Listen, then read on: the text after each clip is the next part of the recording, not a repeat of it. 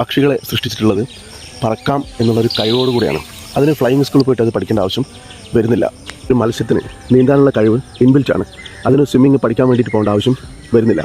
അതുപോലെ ഈ വിത്തുകൾക്ക് ഒരു ഗാർഡനിങ് ക്ലാസ്സിൽ പോയി പഠിക്കേണ്ട ആവശ്യമില്ല ഒരു മരമാകാൻ വേണ്ടിയിട്ട്. അത് അതിനകത്ത് ഇൻബിൽറ്റാണ്. നമ്മുടെ ഡിഫാൾട്ട് ഡിസൈൻ ഏതാണെന്ന് തിരിച്ചറിയാതെ പോകുന്നിടത്താണ് നമുക്ക് പിശക് പറ്റുന്നത്. കാരണം വിജയം ഓൾറെഡി നമ്മുടെ ഉള്ളിലുണ്ട്.